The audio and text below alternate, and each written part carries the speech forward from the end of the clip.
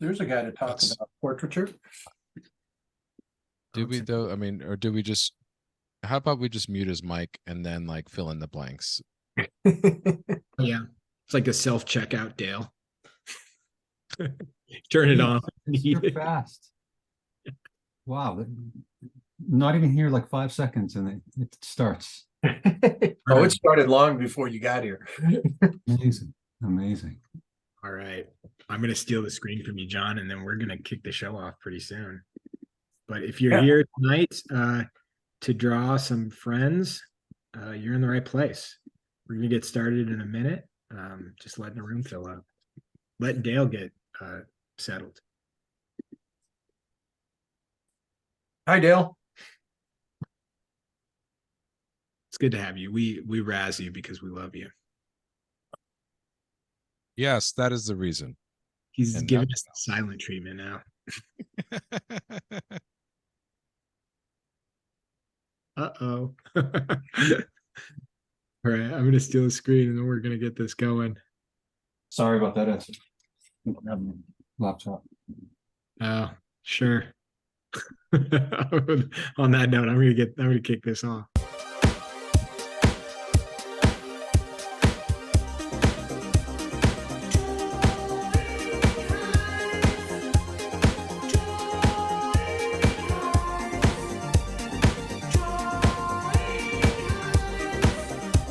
Welcome to Drawing Hive. Hey. All right. Hi, everybody. Welcome to the Drawing Hive. We're here with Raymond Bonilla and Dale Stefanos, Timmy Trebon, and myself. Noticeably missed tonight will be Cassandra, but she'll be back next week. It's our anniversary. Happy anniversary, Cassandra.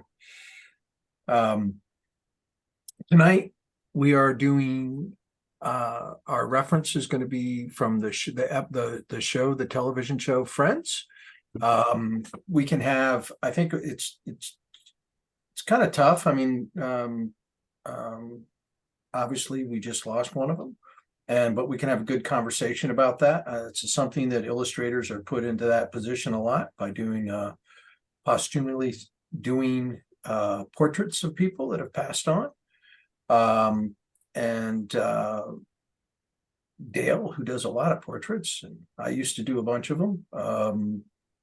I think I know Ray has done the same. It will be good banter back and forth, good conversation. So first up, the order is completely different. We did the order differently. That's presented. So draw what you want when you want. So that's what I'm doing. I started with Matt LeBlanc because I thought, well, seriously, I did not want to draw Jennifer Aniston. I love Jennifer Aniston. I said one day at a family dinner, when my with my sisters, I said, I think she's just beautiful. I love her. And they said, that's good because your wife looks just like her. So, and she did. She still does, but not. I was like, what? Gotta be careful there. Nice save, John. I'm thinking about Jennifer Aniston from the show. Right. Jennifer Aniston doesn't look like Jennifer Aniston. No, she doesn't look like she did. She doesn't look like this. So anyway, I didn't want to draw Jennifer. So I actually started with Joey, and then I'm going to draw Chandler afterwards. So, but start where you want. We have obviously Rachel Green, Joey Tribbiani, Matt LeBlanc, Chandler Bing, Matthew Perry, and then we got the whole crowd, the cast: David Schwimmer, Jennifer Aniston, Courtney Cox, Matt LeBlanc, Lisa Kudrow, and Matthew Perry. And my God, do they look young. So, and I did not do that. I didn't include, Timmy and I talked about it. I was going to include the Chris Payne piece, but I didn't know if I didn't think Chris was going to be here tonight, and probably not. So I didn't want to show the piece. I'm going to tell you about the piece. He did a piece for, I think it was for TV Guide, where he did the cast. He did this 25 years ago of what they would be like when they were in their later in life, and he nailed it. I mean, he just nailed it. It's a beautiful illustration. You can see it on Instagram. C Fox Yep. Payne. Look it up. So in between poses, have we come up with a tag yet tonight, Timmy? That is up to the Discord server. So if you want to, you can join us on Discord. Follow the link on our photos page. I'll drop that in the chat as well. And I am hoping the Discord channel can come up with a good tag. Please make sure it's not unclaimed. But please share your work with us tonight on Instagram. And we'll have that tag for you when we're ready. All right. You can steal my screen. We're ready to go. Sweet. We should Oh, they both think- started with Matthew Perry. yeah, why you gotta do that? That's It's just doing Can't you whatever you just do. I have a little. I have a horrifying that's a- little- you're not allowed to do the same one I do. Like I have to- especially I have an absolutely horrifying little treat. This is the last Mad magazine cover I did. whoa. Really bad. It's really bad. It's That's great. terrible. Oh my God, it's terrible. It's perfect for the magazine though. It's probably the Not reason terrible. the last Mad magazine cover. Here's the, That was the end of Mad, right? yeah, that was the end of my Mad. I remember it was a super busy week and Sam Viviano called me and said, hey, we need another cover. I was like, yes, awesome. And sometimes you end up on the 1 yard line and that's what happens. There you go. Well, that's a hard That's job. wild. That's a Jeez. very Yeah, difficult, that's a tough one. Hey, you know the cast of Friends? Yeah. Well, you're gonna do that. Right. That's Alfred E. Newman. Right, and they were very nice about it, but, and we ran and everything, but that was that. And I saw Sam years later at the Society of Illustrators, and I was like, that Friends cover, and he's like, yeah, I know. I said, if I could ever have one thing back in my career, just one piece, that's the one. And he said, yeah, I know. Really? Oh, wow. Oh, he's a nice guy. He Yeah. was set with humor, but it's true. It was not. John, you got to toggle your camera, I think, unless you're choosing Oh. not. No. I can Never change. know. You never know what you Multicam John. Yeah, no. have, John. Oh, wow, that's cool. Joey. Oh, cool. Stop right there. That's perfect. I can't. I know. I don't have that gene. I know. I don't either. John, I was just watching. Not that I sit around and watch YouTube all day, but while I'm doing other things, I put it on, and I saw the talk that Sterling did with your father in Kansas City at like a guild something or other. Yeah, was that a library? Oh yeah. Yeah, that's a great talk. Yeah, it really is. It's like a business guild or something, right? Yeah, they did it at the Kansas City Public Library, but it was I think it was what, 2016, 2015, something like that. Yeah, it said it was 7 years ago. Yeah, Um, that was pretty cool. Yeah. So I was curious, Sterling kept saying there are 6, the country's or the world's best illustrators in the room. Who I assume Gary Kelly was in there. Gary was there. Trying to think who else was there. George Pratt was there. John Foster was there. Oh, wow.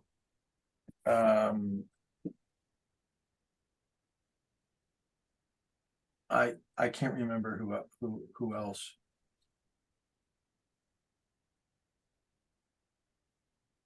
Anita was there, I Oh, think. wow. Yeah, Wow. maybe not. I kind of think she was, because we did it was really strange. the Kansas City Public Library, I got down there. They didn't market it. They didn't do anything around it. We got down there and they had a Ralph Steadman show.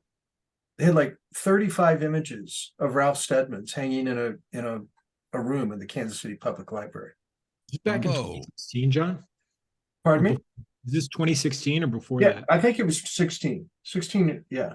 So Nita wouldn't have been there. It wasn't, Anita wasn't there. I keep thinking she was. I was sitting with somebody. I remember that. And I'm trying to remember who I was sitting with, but I think you were sitting with me, John. You don't remember that? yeah, That was the second time we it must met. have been Ray. Yeah, he's the one. Sterling That would be number 6 for the, great Yeah. illustrators. because that's why Sterling looked at you and winked, right, when he said it. Yeah. Rick, the last time, he doesn't remember meeting you, okay? Right. Yeah. I wish I was there for that. I really do.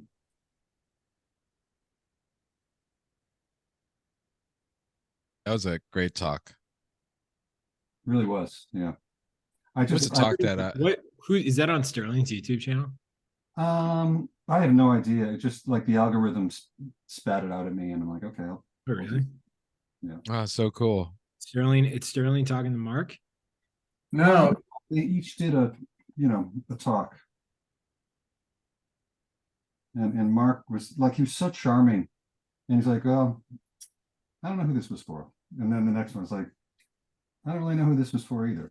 But the work was just killer. Just, one hit after another. Really? Yeah, yeah. John, we have that interview with your dad that's probably underappreciated because it's on my YouTube channel from years ago that gallery used. Do you remember that? We interviewed him at that gallery. yeah, I do remember that. We should republish that to the VAP channel. Because it's just on my channel, which is nothing. And then it has one comment on it. It's been viewed. It's my most viewed video on my YouTube channel, but it has one comment on it, and it just says like, "What jackass decided to add music to this?" I'd be like, "That was the original poster to me." That's funny. Yeah, it's kind of a mean comment. I know that's pretty rough. No, but it's a very no. There are other comments that are really great. It's just YouTube comments, man. Yeah. Yeah, man. Yeah. You open yourself up. You start posting. Yeah, YouTube's Not- got not- cruelest comments. I'll be honest, I don't think I've ever read a YouTube comment. Oh, if I see content that I'm like, oh, I gotta see the comments for this. Oh, really? yeah, it's Not I to think it's part of the participate. content. Yeah, not like I don't participate. I've never participated in Yeah. it. But sometimes I'm like, I want to see what angle the mass is taking. That's a ride. I want to know, I want to know what like the crowd, the like mob mentality is doing for this one, Right. Am I right about this? Yep. Yeah, I kind of want to know, like, is the mob thinking what I'm thinking? That's funny. Yeah. And the mob is right. And sometimes the mob is right.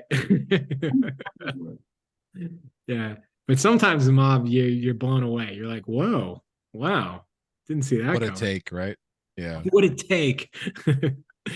Yeah. Somebody said something that was just electric and everybody rallied behind it. Yeah. Yeah. No, I don't recommend looking at comment sections.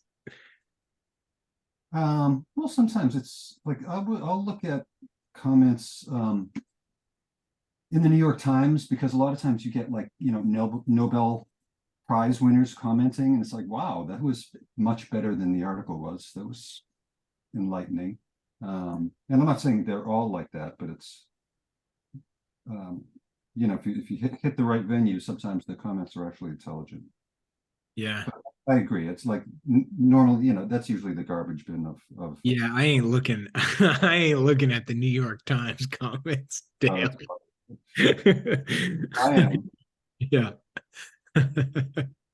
I'm at like ESPN.com and I'm like,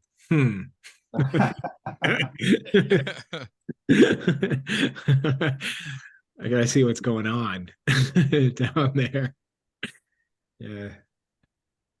So, have y'all any interesting projects lately, or any new experiments? Anything cool going on in your studios past week? I finally finished. Well, actually, didn't, but did initially finish my solo show. Oh, Um, congrats! So I think Very it's cool. 20 new pieces, and took me Wow. about a year to do. That's Yep. got to be a relief, right? I just had a great conversation with my. Actually, we're going to talk about this in.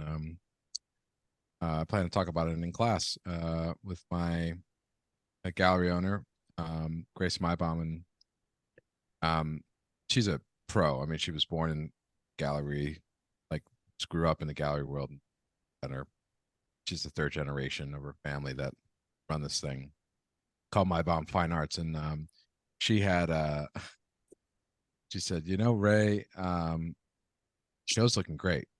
And for her to say that, it's like, wow, she doesn't like hand out compliments. And so I said, that's great. He says, but it would be, I got this room. I said, it would be like perfect though, if we had just one more medium-sized piece. Do you have any of them? And I'm looking at my easel and I said, well, I just started one. I could paint that. And he's like, you don't have to, but I said, yeah, but she just knew. Now, as soon as she said perfect, I was like, yep, guess I got to paint it. All right. Careful. Over. Careful, friends. Mad Magazine telling you when they ask at the last minute like that, you never know what can happen. Yeah, I know. No, it's only a 12 by 24. So That's a good confidence I'm a- build, you know? yeah. I gotta hit Ray wherever I can. I mean,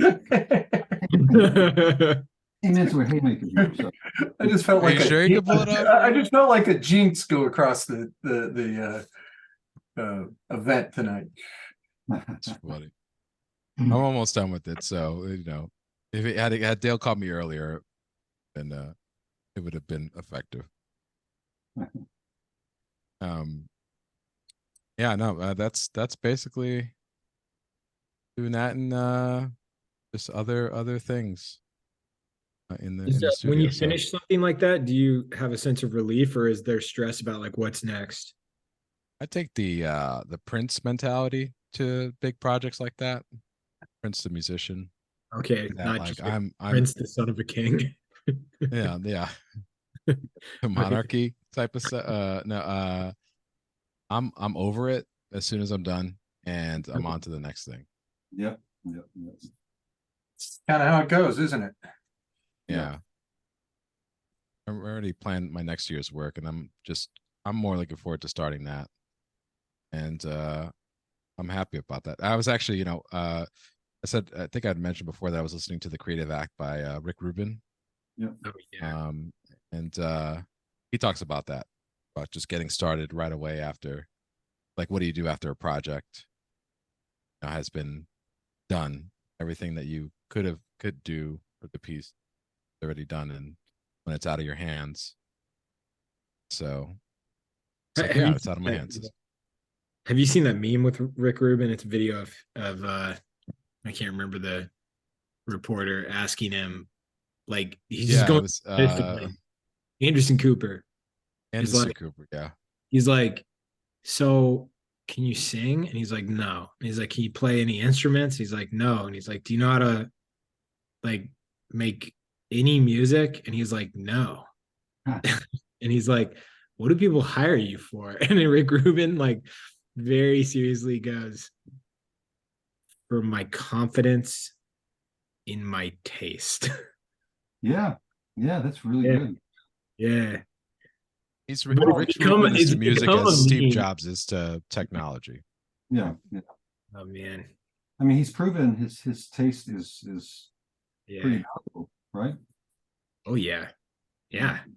He's my favorite person to listen to. It's so I mean, I don't know. I John, I sent you that link. It's like a 4-hour interview with him. And It's, So good. it's amazing. It's I so- listened to the whole thing. It was great. Yeah. But the Lex Friedman, Andrew Huberman. Andrew Huberman, yeah. No, you had sent me. I know you had sent me it. And then that's when That 'cause was it one of those basically he ones. was Yeah, talking I about was. his book, right? Yeah, I was like 15 minutes into it, and I think I sent it to like 20 people.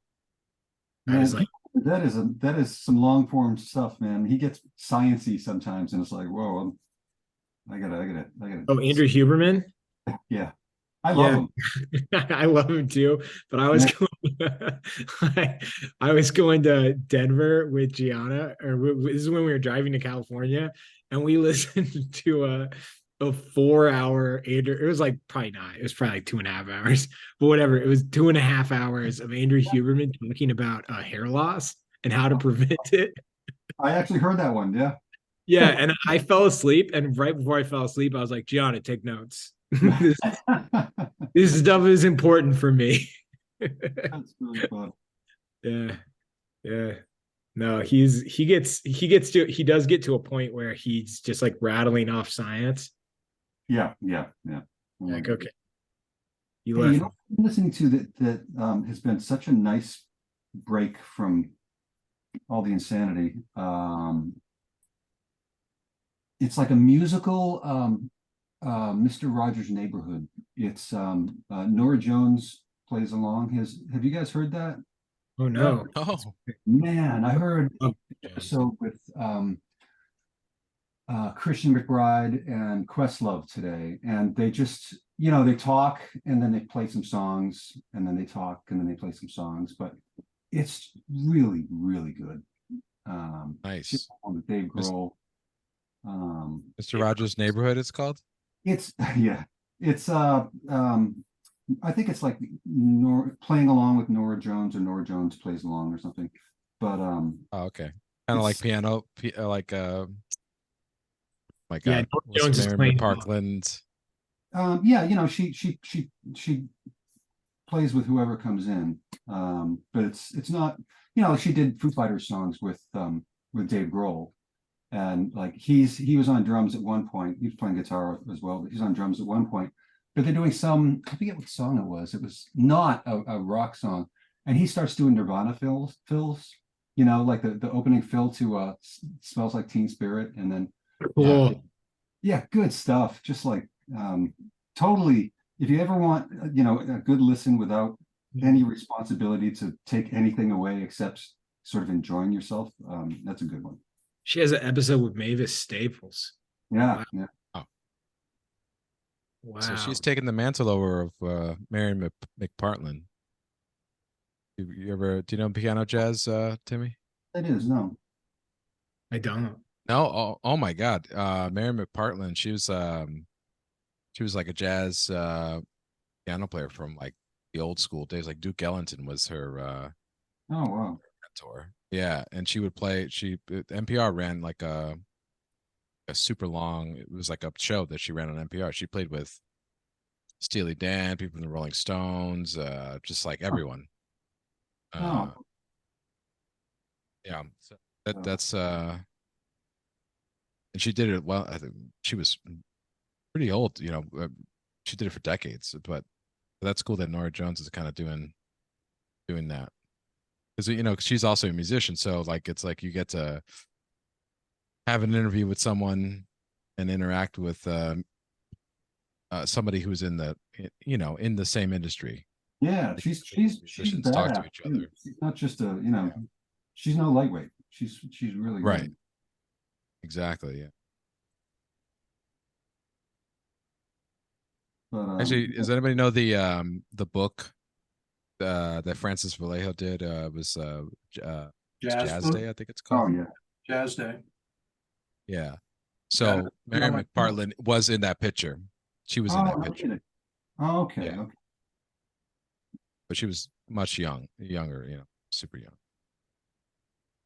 I love that book. That is fantastic. So posthumous portraiture. One thing I wanted to be like, just go watch Dale's Studio Bridge. Yeah, well, that's actually, I'm glad you mentioned it because, like, John and I talked about, every week we talk about what should we draw on Thursday. We decided on this, but we did think, it is important to not just draw friends and just not talk about it, but address like kind of the responsibility and nuance that comes with that.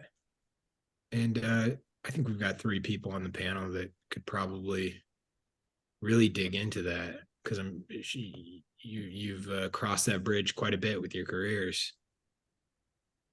I mean, I've done it for private portrait commissions, and it's pretty. But I've never done, and I've done stuff, magazine illustrations of people, posthumous portraits, but it wasn't like a timely one, uh, like I would like.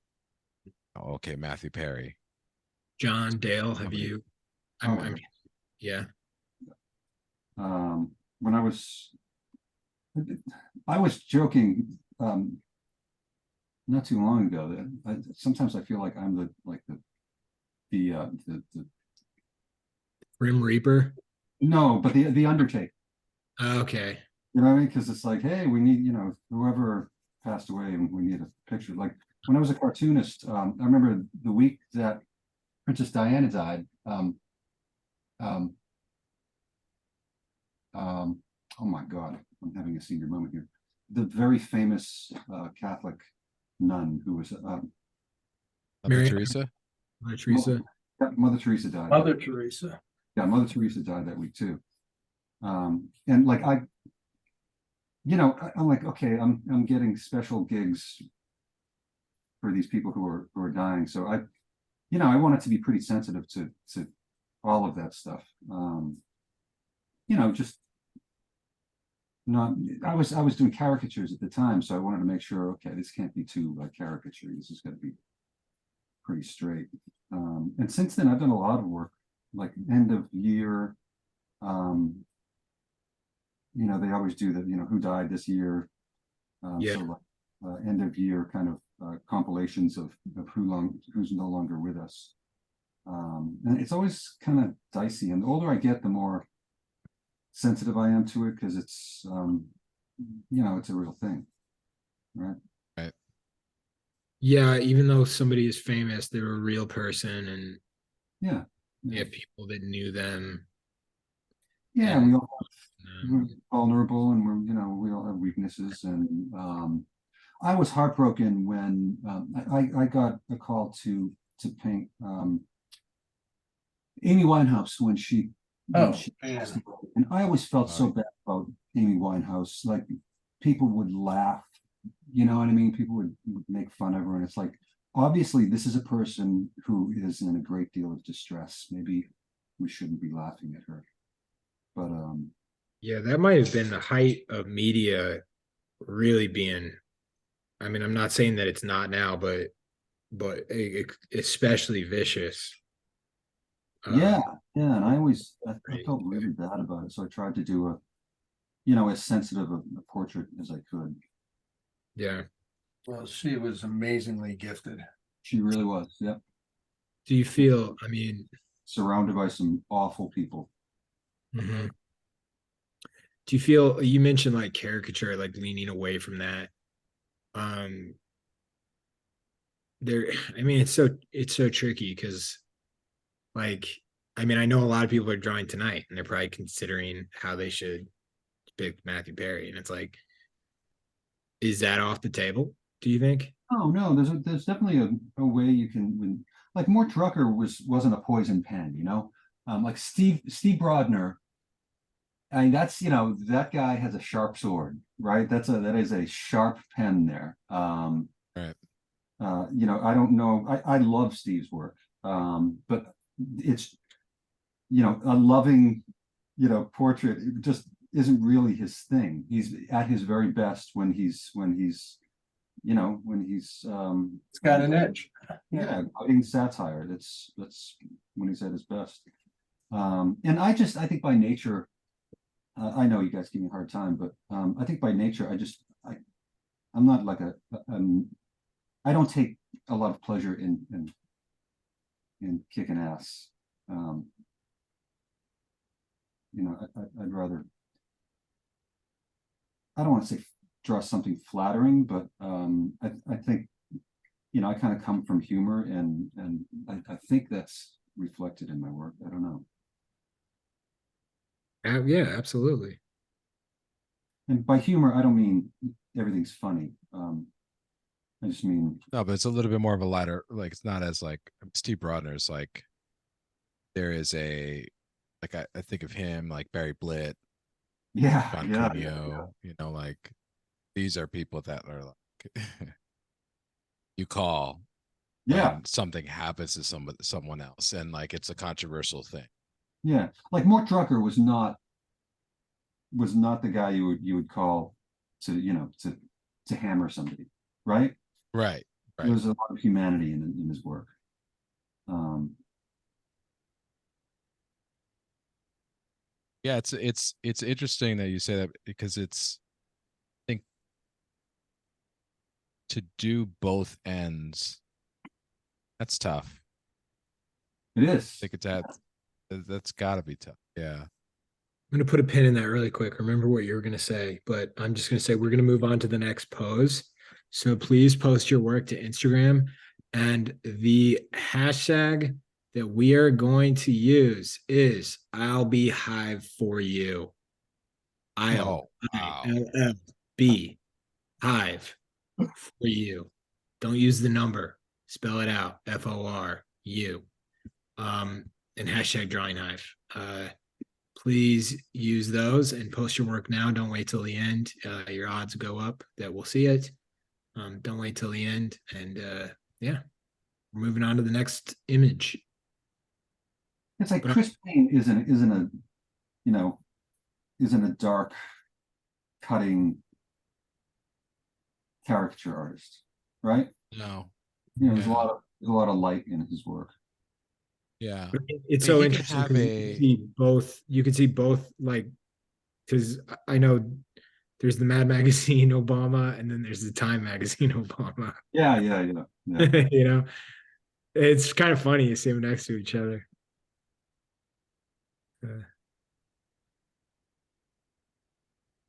Well, I cut you I off, get right? to no, I was just gonna say that's yeah. I mean, he's I was gonna say that he does have the range. He's one of those rare people that really I think of what he does, like his older work, like that Jack Nicholson Jack piece. Nicholson piece, man. Yeah, Yeah. yeah. That had That some. thing was like, whoa, you know, and then you go and you compare that to like Nancy Putin, Reagan, his Henry Putin VIII. piece was pretty. I mean, he's done Putin a couple of times that were pretty, you know, a little edgy. Let's put it that way. Yeah. Yeah, but that's not, Like, it's like, it's not what he That- does.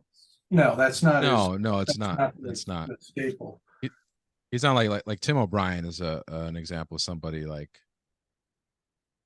at least on the representational, like the more realistic edge, where I think he would do something, you know, like that, where you would call him for something like. But in not humor though, yeah, it's tough. I like I know Jason Seiler, he's done humor and serious. Yeah, It's just yeah, it's not easy.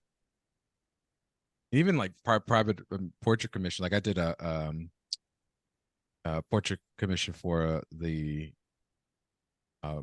but this place called the Buffalo Club in here, Buffalo, and so of like one of the past presidents, and I could tell you the difference is like between that and I would imagine like you know illustration stuff is that you know the public figures, and this person was a public figure in at least in Buffalo, and um is that you also have the family involved, right. Oh my God, I know.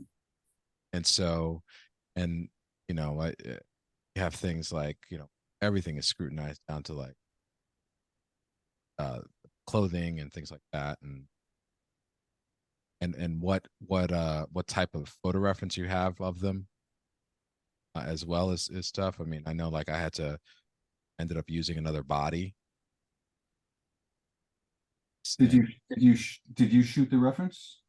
Yeah, I did. Yeah, yeah. Because I needed full control over like making sure that it was like the right coat and right. And so we had one of the sons pose. We posed it light that I wanted, the wardrobe that was approved, the pose and everything like that. And so that was had to be pre-approved before I started painting. There's a lot of back and forth and things like that. I mean, it was a great process and I really enjoyed it, but it's also it's not like a one and done sort of thing. It's like it's a lot of managing of just trying to get understand what the client wants, and also just the weight of like, oh my goodness, this is gonna stay for a while. And I know, at least I never thought about that when I did like, like a portrait of Nitsa Viapol, who was like a Cuban cook, like a famous Cuban cook on TV and stuff. And I never thought like when I did her portrait, I was like that the family would be saying like, we have to live with this for the rest of our lives. It was like once it was in an article, it was done. Yeah. Yeah. But There's a really great interview with Don Cheadle because he directed a movie about Miles Davis, and I he had saw to, it. Yeah. oh yeah, so great, Miles Ahead. Yeah. I mean, Yeah. I thought it was great. I don't know. But what was really interesting is it's with him and Mark Maron on the WTF podcast. This is a few years ago, but he talks about like working with the estate, like the family, and they were like on opposite ends of the spectrum about like how that movie should be made. And he talks about like navigating a really personal thing that you're distant from. Like everybody in the like involved in this, like everybody in the Miles Davis estate, they're like, you never knew him and Right. no relationship with him. And you're this celebrity that's telling us how his story should be told. And it was really interesting because I really liked that documentary because it breaks the norm of what like a biopic should be. And that like Right. there's a biopic, there's a formula for biopic. Like, the Ray Charles, the Johnny Cash, those films like follow a very strict formula structurally. We made a movie making fun of it. Dewey Cox, right? Yeah. Walk Hard. Yeah. Yeah, totally. Yeah. Yeah. John C. Riley, right? Yeah, that's so good. But it was really interesting hearing him talk about like kind of navigating a really sensitive conversation where you have to acknowledge that you're not entitled to it, but that like you want to help preserve it. And the biggest thing was like his thing was like you can't distill somebody into a single thing. And so he's like, so for you to make a movie about a person's entire life, or you make a painting that captures a person's entire life, it's unfathomable.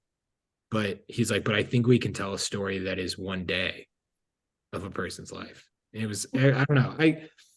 He talks about it in a way it's just talking about what he's really talking about is just like how to connect with someone and like be sensitive to like, I don't know, people that are basically grieving. Yeah. Right. Yeah, exactly. Yeah. I don't know. It's funny. I'm in the middle of I'm doing in the middle of well, as far as this is concerned, two postage stamps that are one is hung up with the family. They can't agree with the rest of the decision makers. I have to be vague. Can I ask like really basic questions, which is like, so the family is the estate, right? So, Or yeah, it goes through like the design, of course, the design group that's been charged with making this thing. Okay. They present it to a US Postal Board. Then there's something that's called a like a community board, which is, I'm not exactly sure what that's comprised of. Wow. And then there's the family. So, Oh, wow. yeah, with one, I actually finished this thing, geez, maybe 2 years ago. And it's Oh, been hung up with the family. They can't agree. I know Sterling was in a similar position with a stamp. And then the one I'm working on now, we think the family just signed off on it. But it's a process, man. You know, and like you said, you know, it's a, you know, you're dealing with the loved one, you know, whose family's, you know, whose family's still kicking, you know. yeah. So, yeah, Yeah, and and also it's like it's one thing when, like, I don't know. I've been fortunate to have a person in my life who was like a big, like a larger than life character, yeah, you know? And then when they die, like a lot of people have different ideas as to like what embodied them, you yeah, know?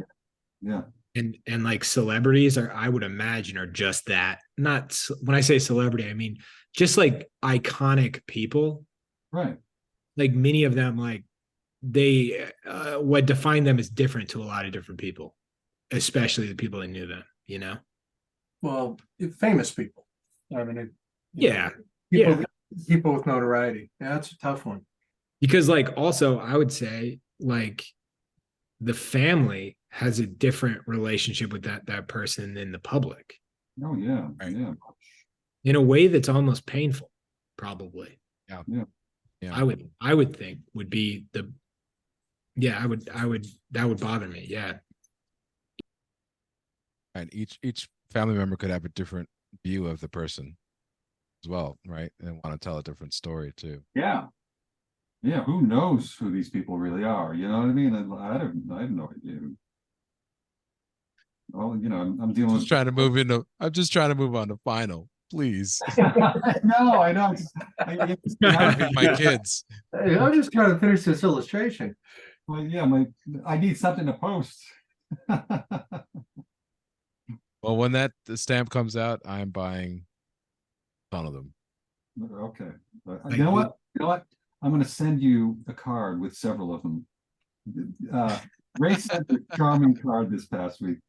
yeah, somebody, He did send wait. me a card. Yeah, when my dad, somebody, when my, this is a thing that goes around my house. We find it very funny. After my dad passed away, somebody gave us a like kind of an art-ish thing, and in it had a quote that was attributed to my dad, and it said, "Say yes more than no," and it was like Tim Trebon, and I was like, I never heard him say that to me. I was like, that guy said no to me a lot. And so you're like, yeah, we all have different relationships with a person.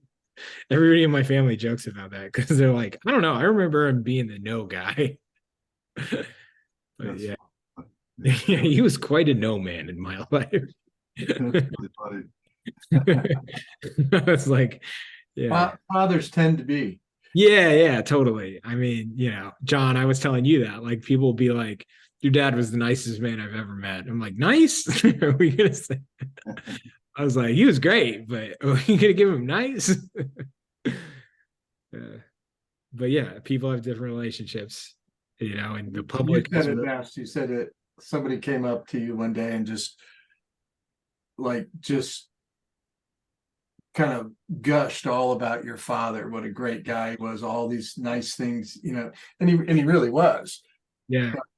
I don't know if they said, well, he was such a thoughtful, gentle man, and your Yeah. response, apparently this guy never met my father. Yeah, I was like, this guy's a liar. This what is this? I remember, John. I remember telling you that, John. I remember being like, what does this guy want from me? Because he clearly never met him. Yeah. He's such a gentle man. That was the word. Yeah, for sure. I was like, oh man, I don't know. Gentle is not how I would describe your father. He was a real caring guy, but he was not gentle. Yeah. So I don't know. But it is interesting because, you know, yeah, it's an interesting. The only reason I'm bringing up my dad is because he met a thing to a lot of different people, and like that, I feel that connection. And then whenever somebody of notoriety, good or bad, passes away, I always think, gosh, so it must be so difficult for the people in there because like they're like, I don't know, it's frustrating to see like a depiction of a person that you don't agree with. It's frustrating. Like that's my it's for me, it's frustrating, I guess. Or it was. But And so in many cases, it's also kind of like fabricated, right? In many ways too, right? Because of who they are becomes, you know, as a public persona isn't they actually are, might not be what they actually are on the day to day. Well, yeah, I mean, we don't know who any of these people are, these celebrities, you know. Yeah. We have our experiences. Like, oh, I love watching you. It's like, well, you know, you probably you enjoy the experience. You know, like you watch the movie and it's like you have no idea who these people are. They're just Yeah. And now we're starting to live in a world where like even the most like revered of them are like having to have podcasts or like going on long form talks, you know. And I mean, I don't know. There was a time where like your idea of who a person was that was in the spotlight was just the person they played, you yeah, know, yeah. that was them, right? I don't know. I like the distance a little bit, but yeah. Bend the disbelief. Yeah. Yeah. Yeah. That's why I don't do I'm podcasts. kind of it. I'm right now. I'm pretty in My disbelief of Matt LeBlanc's nose when he was a young guy. I know, huh? It Oh, is is he changed ancient. it? Doesn't I he feel have- like I'm drawing it pretty accurately, but man, it just looks awful. Like it's a Isn't bad it? nose? Yeah, his nose is like razor sharp. I was gonna use the word Jacksonian. It kind of looks, it looks tiny and sharp. I'm Mhm. getting like a Robert De Niro, Godfather 1 type of feeling with him in a sense when I see this picture because it's like I didn't even recognize him. The hair, the yeah. Just everything, right? Like, you know, like De Niro in Godfather 1 is like I thought De Niro was supposed to be in this movie. Who is he? Where is he? You're a Godfather one. I'm sorry. Godfather Pacino. two. No, Godfather 2, Pacino, Godfather 1 versus like Oh, Godfather yeah, 3, yeah, yeah. Pacino. And Oh, you're just like, wait, that's the same person? Oh, I know, yeah. Oh my God, I know Al Pacino. Oof, big change. big change. Does he even the voice? I know. When did Like he fall into that? Was it How do you uh, think that happened? was that it? that what? You know, the hoo-ah, the whole, you Sin of a know, woman. yeah, Son of yeah. a- But it seemed like he jumped in there and then he didn't come out. Yeah. Yeah, Yeah, he couldn't break that character, could he? yeah. Yeah. They're kind of talking. I was watching a documentary on Macho Man Randy Savage, and they said that like his brother was talking about how like he needed like he was coming up with like a shtick, you know, a gimmick. He Yeah. saw this guy, this old wrestler like talking, and he's like, "Yeah, I got to sound like that." And then he like got into the like, "Oh yeah," and like his brother was like, and ever since then, talk like that for the rest of his life. Like he used to have a very softer voice, you know. Yeah. Yeah. Wow. Were you a wrestling guy when you were growing up, Ray? Me? Yes, yeah. I was in the height of like the whole like when WrestleMania? wrestling was WrestleMania 3 and WrestleMania and Hulk Hogan and I mean like Andre the Giant. I mean these people were Gianna's real. Gianna's mom is in town doing babysitting, and Gianna's staying with her mom. And so her dad, so my father-in-law is also having a bachelor week as I am. And he told me I was like, what are you up to? And he's like, I'm watching WrestleMania tonight. I was like, that's amazing. just a 60-year-old man alone watching WrestleMania. What am I gonna do? What am I gonna do? He was like, what are you doing? I'm like, oh, I'm watching Seinfeld, so it's not that much better. We both are pathetic. And, Yeah. You know, Yeah. Muhammad Ali fan. I used to watch Ali with my father, and so I don't know, like the wrestling thing, I couldn't get there. I didn't hate it. Like I loved it when Hulk Hogan was he in Rocky 3 or Yeah. yeah, like that was cool, but I just couldn't, I could never, I didn't dump on it or anything like that because it just seemed like, like a comic book to me. But Yeah, I mean, like, it was at an impressionable age, yeah, yeah. but everyone, like, when I grew up, my family was really into boxing. Like, I grew up like, it's crazy to think like Mike Tyson was like everyone, all the kids like loved him. Like he was like Mike Tyson, Hulk Hogan.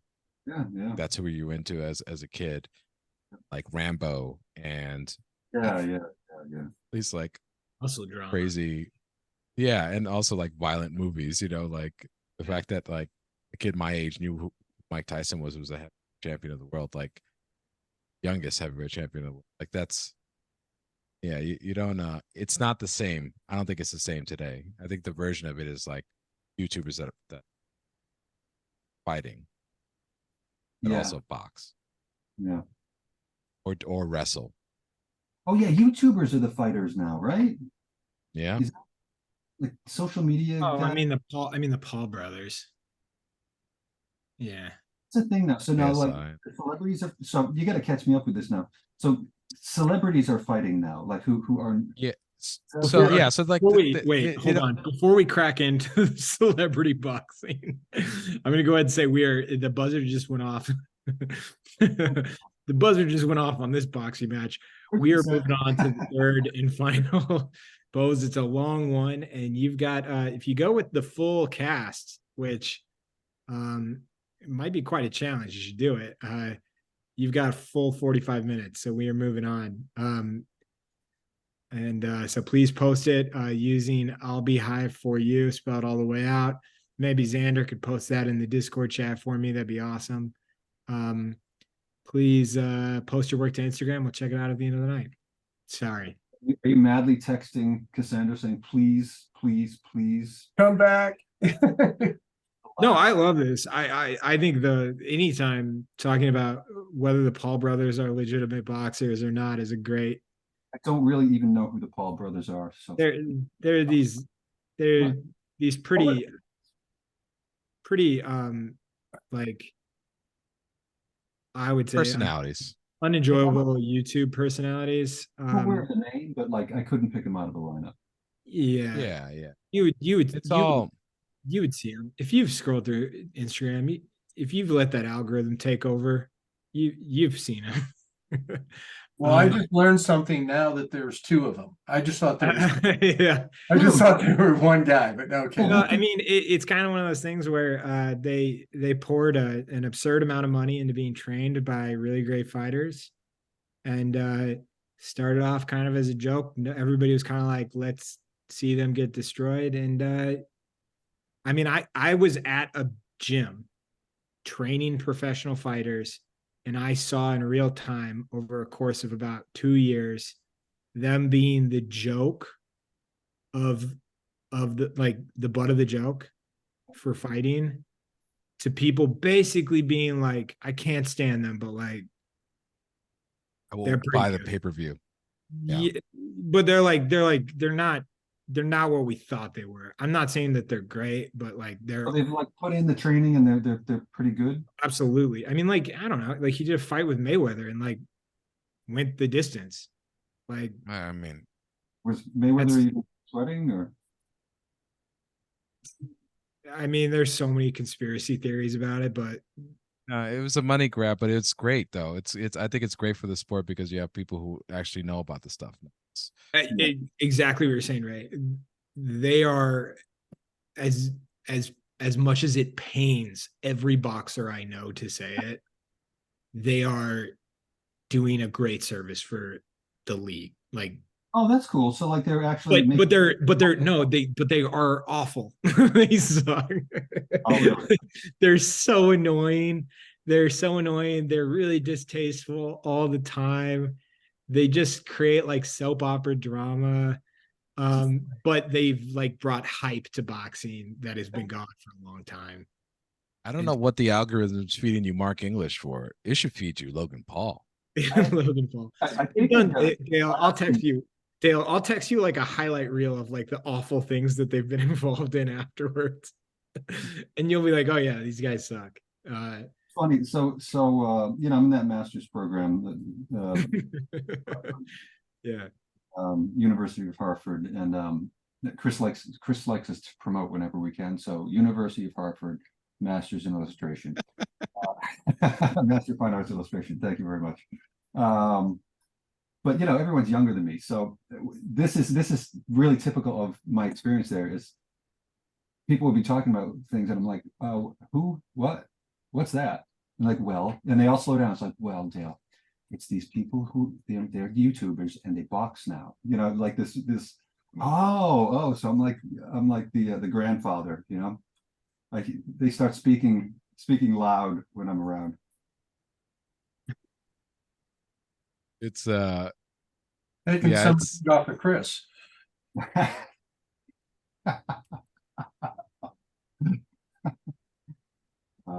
I'm not even touching that. Chris, I if you're can- listening I to can me, touch that. listening to this, Yeah, I love Chris. Oh, I do too. He's one of my better friends. and He's a great guy. Yeah, I'm really very fond of Chris, and he's a trip, man. so basically, Dale, I can't wait for the next episode where he says, I got to do laundry today, guys, because the only shirt I have is this Harvard MFA Yeah. shirt. Got to come up with different ways of plugging it. Great program, though. But to take things full circle though, with Mike Tyson and the UFC and fighting, do you guys know much about Francis Ngannou? Never. Yeah. Oh, man. He fought Tyson Fury. So He Last- lost. basically Was one of the last top week, heavy, right?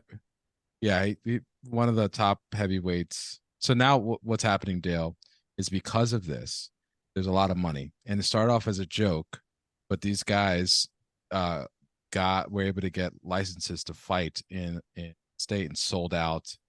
I think it was the Barclays Center in Brooklyn on their own. Did To Tyson watch these guys, so to watch these YouTubers fight each other, right?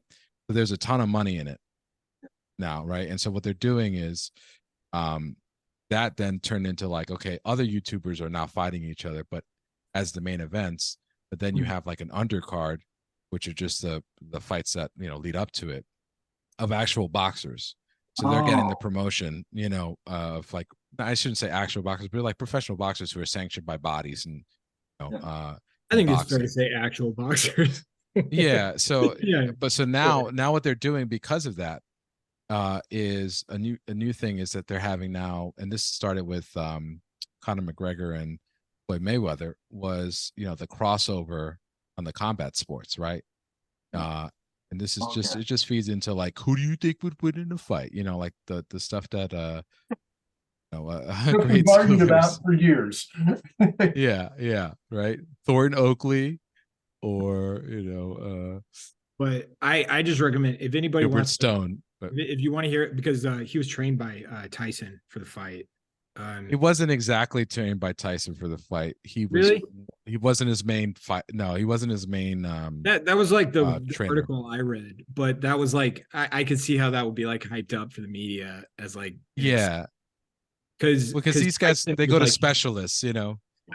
Yeah, well, the story that I read that I thought was very inspiring. He grew up very impoverished in Cameroon, and Oh well, let me set it up for Dale though, because we haven't gotten to that yet. So Tyson Fury is one of the largest top yeah, I know. heavyweight. Okay, so he decides to fight this guy, a fighter, MMA fighter by the name of Francis Ngannou. Yeah. And he's a heavyweight champion in UFC. So they decide to have a boxing match in Saudi Arabia for a bunch of money.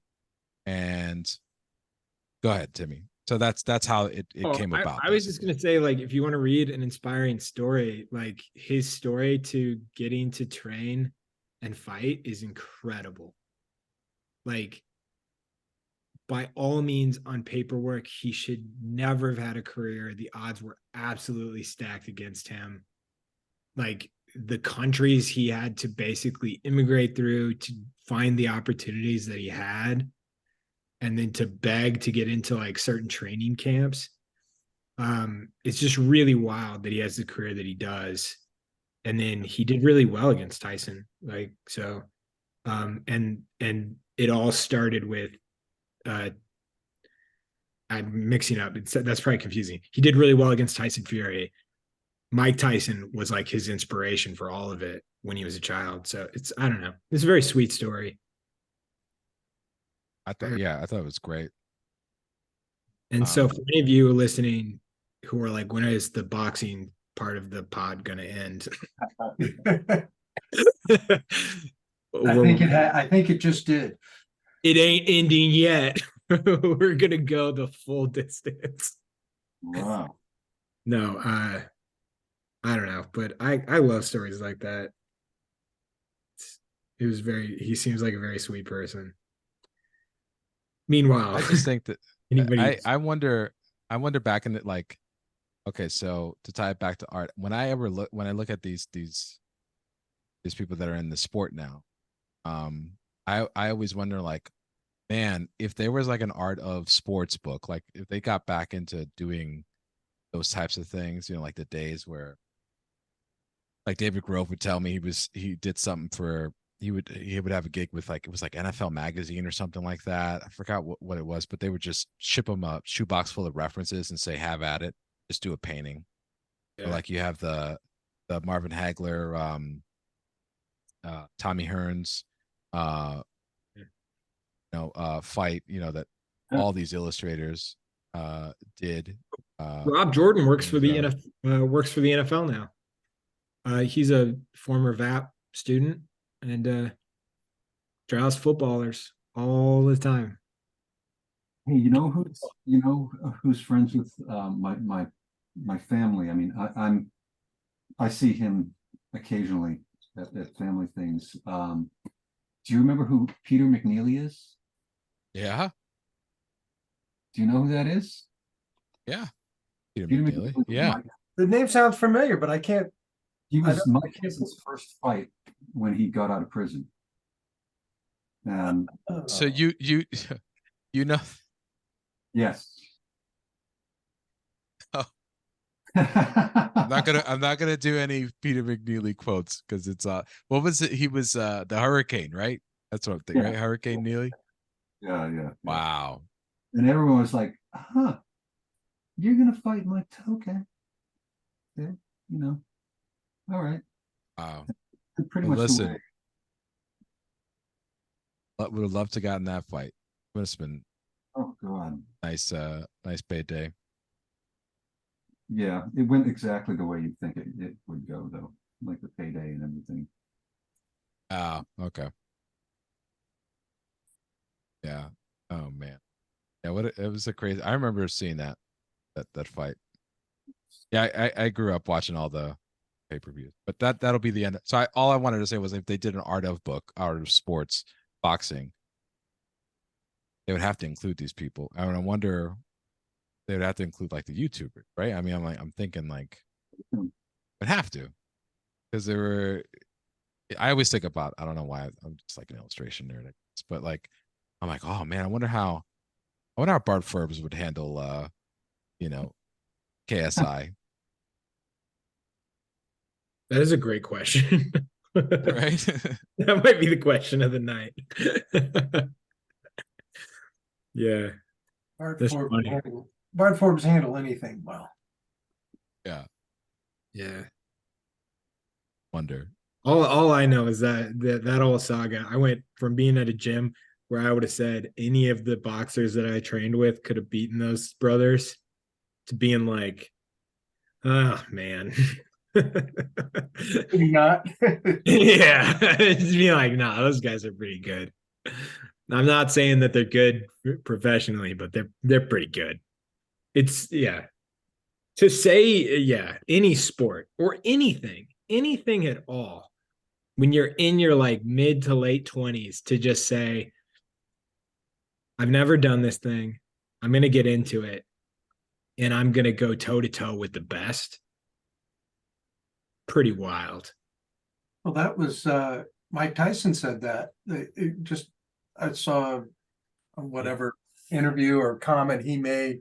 They're asking what was his favorite fight in the last 5 years, and he said Mayweather McGregor. He goes, that was the greatest. The Yeah. fight that McGregor got through that fight was, he thought, phenomenal. He thought that was amazing that you could pick the pound per pound best boxer on the planet Yeah. in pretty much the same weight class. And McGregor was a little bit bigger, and he held his own for a while. It's amazing. It's Yeah. amazing. You would think Tyson said, man, he goes, I would have been embarrassed if I didn't take the guy out in the first round. I've done a full spar with a heavyweight boxer. To last more than a minute is insane. Oh yeah, that's insane. Yeah. McGregor, I'm not McGregor, Mayweather. That didn't really surprise me because he was like a purely defensive opportunist. You know Yeah. what I mean?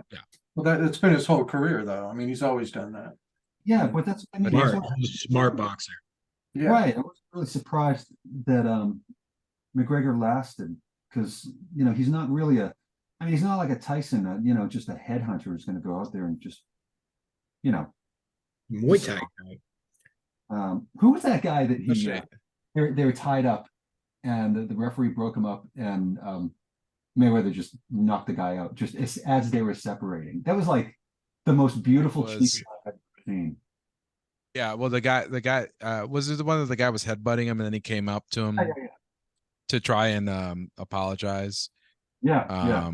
Yeah. to him, and then he had his hands down, and oh my god, Victor Ortiz, that's what it was. Yeah, that's it. Yeah. That was like, wow, okay. That's amazing. You Hey, know, like Well, how much Yeah. of the audience we've lost here now that we're I was literally just gonna say, and so Is it there all, anybody, are we drawn by ourselves right now? it all comes back to illustration. yeah. I tried to say Howard Bart Forbes. I mean, I'm not gonna lie, it's so much fun to talk about boxing for me. I love it. I love it. It's Well, like it's definitely turned Well, into it's I think it right now, the one thing I wanted to say was I think right now that's what it's what wrestling was to me yeah. back in the day. Because I It- thought, it was Oh, real it and you allows have to personalities. conversations that are like, what would win in a fight, a bear or a shark? like it's just primed for that so well. So it's Yeah. really the YouTubers have brought it back to that degree where it's actually really popular now. I don't know, like I there- think yeah, that had a lot to there's do a- with it. they have a lot to do with it. As frustrating as it is to hear. It's just like it's just another medium. It's like I was Yeah. about it for a long time, and it's like, well, whatever. I would have been all over YouTube or TikTok or whatever if I was that age. And I don't know. I don't see any difference anymore. I'm gonna send you I view it as like I view all that stuff as like the way artists view like the way I have the same opinion of it as like I would like a like the drinking draws that the pain and sips. Yeah. I remember people often ask me like they like family friends will say like, oh, I painted something, it was in this pain and sip thing, it's not it's not very good, and then you're probably like, oh, that's not art. And I was like, hold on a second. Yeah, did you have fun? And he was like, yeah, great. I says, I think paint and sips are fantastic because they show they give you a glimpse of how hard the process is. And like everyone who's gone through it has told me like, wow, what you do is actually way harder than I thought. Like I have no idea how you do that, and brings more people to the medium of painting. So like it just makes my stock higher. And so I think that like when you see a bout like that, like with a bunch of YouTubers, then you see like actual professional boxers who've trained, and that's their livelihood. You see a quality difference, and like it brings more people to those sports. So otherwise, people who otherwise wouldn't have been in this watched a boxing match are now watching it. That's awesome. Oh, and also like it's a lesson in marketing because Dale, like most people when this started watched because they wanted to see these kids get knocked out so bad. Yeah. Because I mean, I don't even want to talk about it. The things that they've done, like they're pretty despicable guys. Oh, yeah. Yeah. Yeah, absolutely. Oh, yeah. Like I'm not saying they're annoying. Like they've done things that are really awful. That weirdly enough, people don't really talk about anymore. But the people really dislike them, and it started with, "Gosh, I want to see Mayweather destroy this guy." And they kind of Ray, like you're talking about, it's the theater of wrestling. They became like the heel. Oh, Yeah. It's like the villain. Exactly. It's not a heel. It's a right. Yeah. Heel. Yep. You got it. Yeah. Yep. Well, And all they I just can like, say is they're lucky that boxing is where it is now, because if that would have been, if McGregor would have fought Marvin Hagler, that would have been a different problem. I mean, that's like the thing with boxing, though. It's like Different a problem. perfect sport to be like, yeah, so and so couldn't have done it with this. It's like Yeah.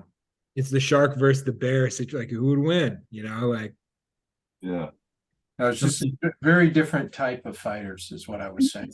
Shark fight a bear now. I mean, shallow water or well, I mean, like, yeah,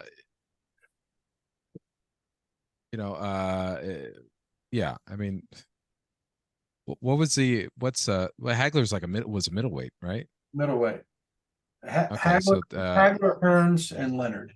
Unbelievable. I mean, the fact that yeah. the three of them, So McGregor wouldn't have ever sat in the state. I mean, that's quite a bit, because he was a No, well- featherweight, right? Because he would have gotten his. That'd be like, no, they're the same weight. Conor McGregor weighed 170 pounds when he fought Mayweather. no? oh, he did. Oh, Yeah, he did. Yeah, he did. Fight time, he did. Most of Hagler's fights were 164 pounds. Leonard yeah, fought. wow. I mean, Leonard was 147 for the first 5 years of his career.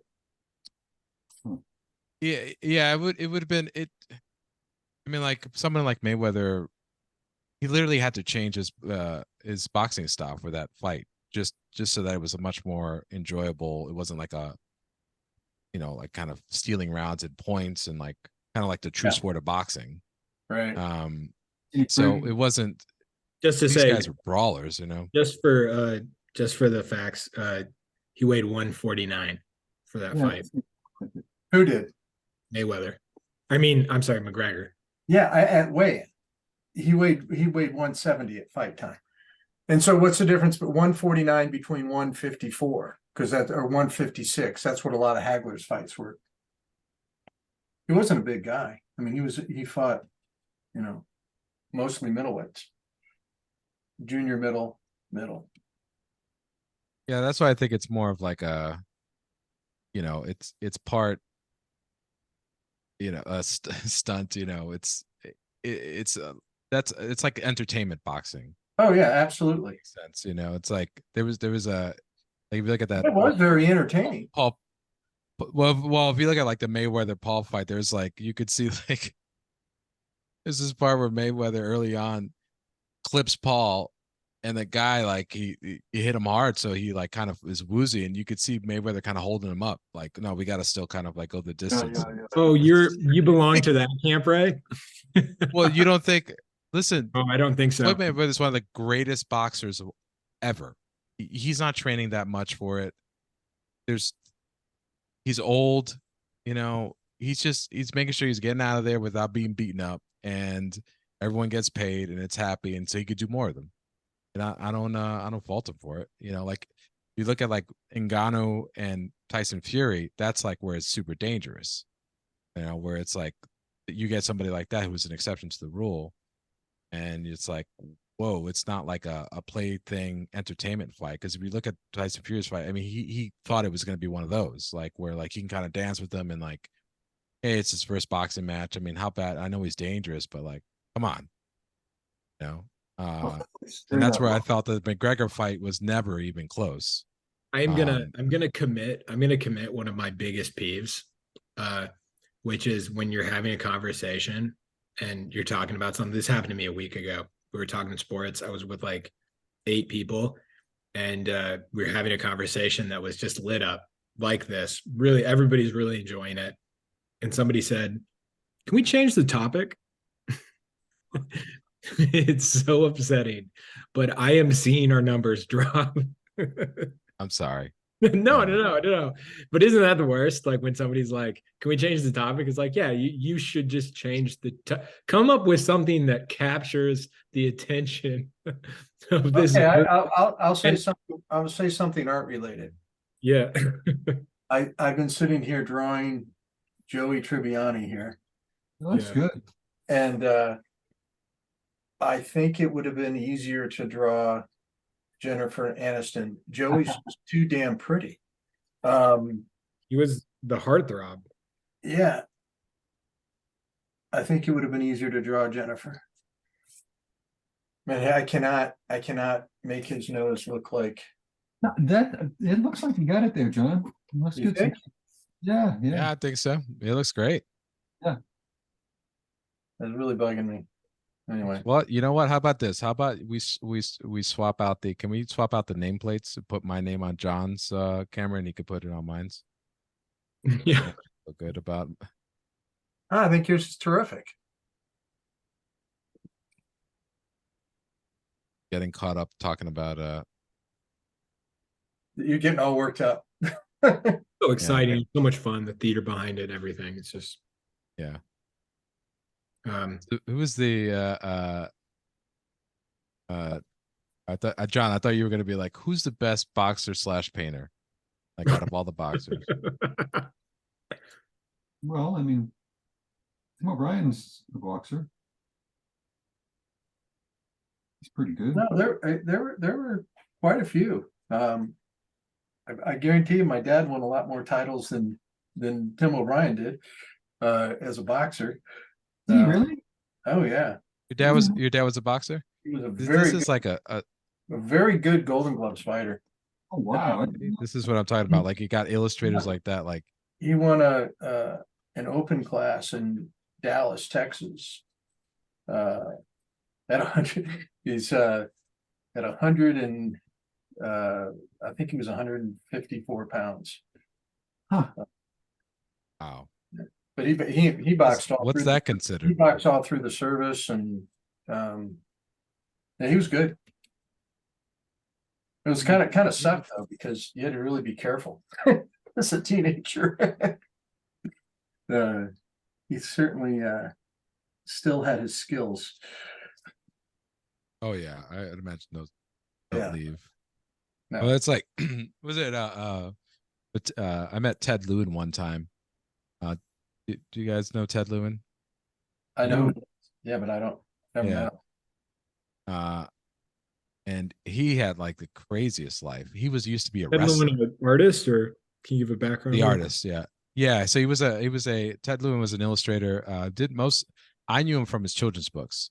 Him and his wife Betsy Lewin were both children's book illustrators, and they would often collaborate together, and they would travel around the world and do children's books about their travels, like referencing their travels. So one of them was like called Gorilla Walk, and it was talking about how they went to go see like silverback gorillas in the Congo and what that experience is like, and what the whole, and he used to do these like really almost like photorealistic watercolors, super layered.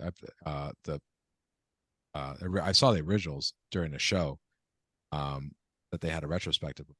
It's like, wow. I found out like later on, like when he grew up, he was like a wrestler. It's just like, what? In Coney Island. Oh my Oh. God. Pick on all comers, that type of thing. Yeah, I don't know. They apparently did a children's book about it. I just never but I saw like little photos of him. Like I think he had some photos of him as a wrestler. Well, hey, The barrel chested. I'm feeling bad about what I said because I don't know. I have no idea Tim O'Brien's success as a boxer. Oh, you were just talking, you're like a proud son, that's all. Yeah, I was just. Yeah.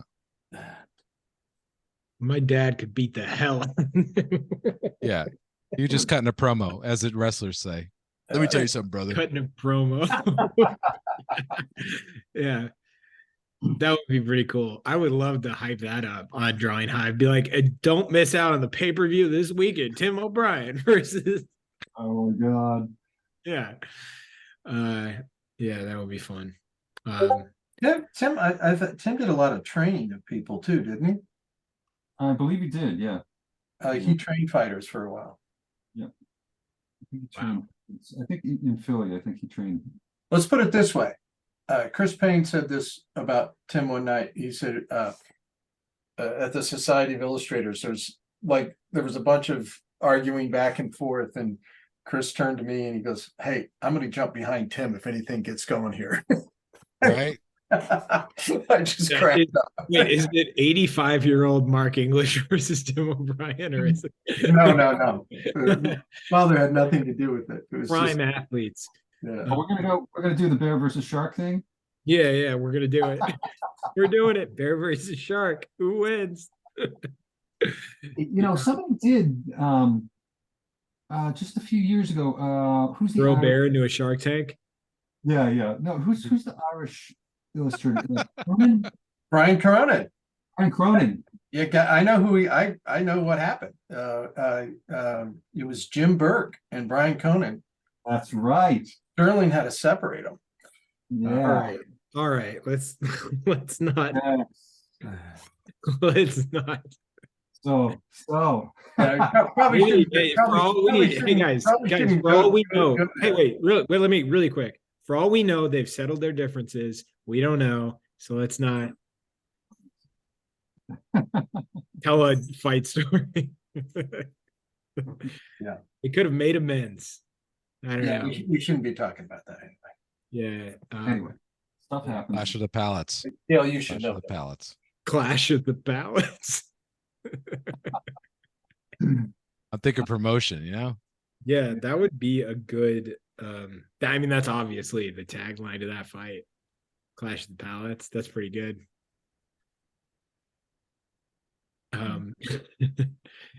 On the topic of Clash of the Palates, we are gearing up. November 9th is coming around the corner, which November 9th is the biggest sale that we have all year.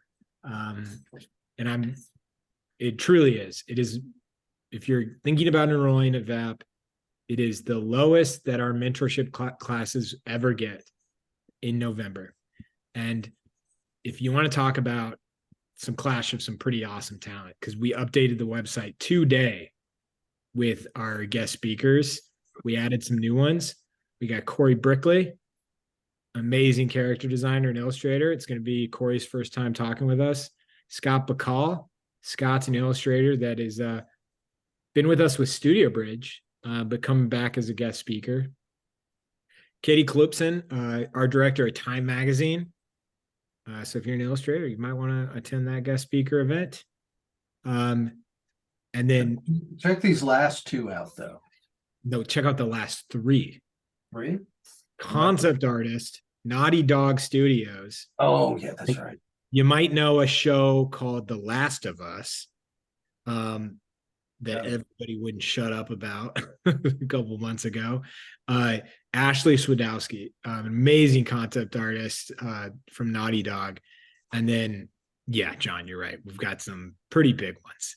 Andy Park, director of visual development at Marvel Studios. Andy is amazing. Coming back from his 2020 trip with us. He's going to be speaking again.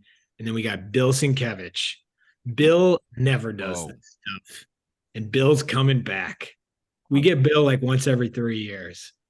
Bill Sienkiewicz is coming back. I'm pretty excited for it. I was pretty stoked. This has been a long time coming, so we're excited to have Bill back and Andy. And so the bench, and we still got one to be announced. So like we got seven people visiting. The bench is stacked next year. So if you're thinking about it, don't miss it. Okay, I just have one, I have one question for the drawers. So Ray, do you think you can beat Sienkiewicz in a fight? I don't want to be anywhere. I could beat him to the door when the fight breaks out. Yeah. I'm just joking. I love. I love that he asked you and he didn't even consider asking me, Ray. So it just Yeah, I know. Because you would have said yes. You'd be right next to me. We would be like, let's just go to Denny's, Dale. Let's just leave this. My friend, he claims that it's his joke original, which is I'm at my fight weight. Too heavy to run away. I have to make a stand, right? yeah. The running is not going to do it. Running is As- not the flight part of fight or flight is. yeah, flight is out of the question. I got a It was- great quote from a fabulous boxer about that to me. And it's Jake LaMotta. He was being interviewed and they asked him, so like, you know, you're considered like one of the toughest guys on the planet. What would happen like if you had to like defend yourself and got into a fight? And he goes, well, I do a ton of road work. I think if I took off running, I don't think anybody could catch me. I thought that was perfect. There's Yeah. nothing tough about being in a fight. Yeah. Coming from Jake LaMotta.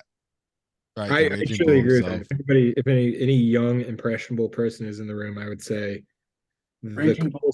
the coolest person is the person that does not get in the fight. Somebody asked me when I was doing a demo one time, like, who would win in a painting contest? Myself, Greg Manchis, or Donato Giacola? And I said, well, I would be disqualified. My answer was I'd be disqualified because I would be grilling hot dogs for all the for the audience. You'd be like, I would win in the painting contest because I punch each of them before we started. I'd be sitting back and watching them paint. What do we do? That's right. Yeah, I wouldn't be involved because I'd be watching them. Yeah. All right. Joey's done. Joey's done. What made you decide? Because I don't know what else to do. Yeah. He had I think great. it's beautiful. He had fantastic hair. Oh, Timmy's okay. Yeah. It's just rubbing it in. I think it's a microaggression, Timmy. I agree. We need a sound effect. Ding every time Timmy mentions. Mentions hair. Somebody's hair. Hair. It'd be a little spring sound, like a follicle breaking through. How long do you think? Well, I think the sale that you guys are running is absolutely incredible. I mean, I think the community is like just out of this world. So I'd encourage people to at least book a portfolio session with John. John, are you still doing that? Which I think is crazy. But Yeah. We do them every Yeah. semester. We haven't. Yeah. John's like, I'm doing one tomorrow. yeah, so it opens November 9th. If it was a regular sale, I'd be like, you're probably fine. But now I'm like, you should probably jump on it because the second Sienkiewicz's name ends up on anything we do, it's always wild. You know, I mean, we have a mailing address. We don't need to get mail, but we have a mail. John and I have a mailing address. The number of letters I get that are just addressed to Bill Sienkiewicz. I got them. You haven't responded. I was gonna say I would definitely like I get Like, what? How cool would it be to be like, you see this scar on my forehead? Yeah, Bill Sienkiewicz hit me over the head with an easel. No, but I mean, like, but I'm saying, like, we get fan mail. We get like old school fan mail. Just Probably got a because, letter from me. please don't. Nobody at that office touches mail that's addressed to Bill because you want to be careful with that mail. It's like it's handwritten. Yeah. I got a He- killer lineup too. Only guy I ever met that had Secret Service show up to his house. Amazing. he is Ray. I'm telling you, like when we've spent time with him, it's like there's constantly like a cloud of people around you that are like clear, like obviously waiting for their opportunity to come say or talk to him. Oh, It's like a constant. It's like the ozone, but it's just yeah. Yeah, he told a fabulous story about a post he made about Donald Trump, and he didn't make somebody that responded to one of the posts that he made threatened Donald Trump physically. And so Bill was working one afternoon in his studio, and the Secret Service showed up to his studio. Wow. Wow. Isn't that wild? Yeah, he's lucky he didn't get audited. I mean, Yeah. wow. That's what we should have done for Halloween. What are you most scared of? Getting audited. You know, I mean, truly. It's actually no joke, Yeah. That's, I don't know. The scariest thing for me is like the movie It Follows, and then getting audited. Jury duty. Like dude. Oh, mostly government entities. yeah. Yeah. I'm scared to get death of the government, and I'm pretty liberal, so I got jury duty coming up. We're that gonna have can't be Oh, hard. really? Yeah. Go. Try to This get is I just want to take the viewer count down to 0. Let's get it jury duty right. we're gonna try to get the attendees down to 0. Let's just do it. I was talking with a We're so close. I was talking with a comic last week. He's a really cool guy. He writes for Fallon, and he was talking about how he was like, the thing I've really started to admire is how quickly you can get like 10 people to walk. Like out of a Oh, crowd. really? Yeah, he was like, if you lose 20 people over the period of like 15 minutes, he's like, that's fine. Like anybody can do that. And he's like, but if you can get like 20 people to walk like in the first 30 seconds, Good. he's like, then you're like a maniac. Yeah. Well, how long did it take us with our boxing story? Oh, to yeah, find people to walk? we grinded those people out of this room. Get a record like Sandra, if you're watching this, it wasn't. I try to get him out of it. Yeah. He's gonna straighten us out. Just can't do it by my own. That's should have known better. Did John Dell, you were still adults. Was the Friends a show you guys watched? It's probably Yeah, I got I caught the beginning. What did that follow Seinfeld or yeah, it did. It kind of was it was growing in popularity as Seinfeld was winding down. yeah, so I bailed when Seinfeld was done, but I always liked it. I thought it was good. Yeah. It's Kids love it now. what's that? Kids love Friends now. It's such a popular show with kids. Yeah, it's part of that like media, like it's like that COVID era of like comfort shows. Being Yeah, able to stream them and Wasn't it like one of the most streamed? Right? Didn't it hit like a? yeah, I think like that and The Office, probably. The Office was definitely on that.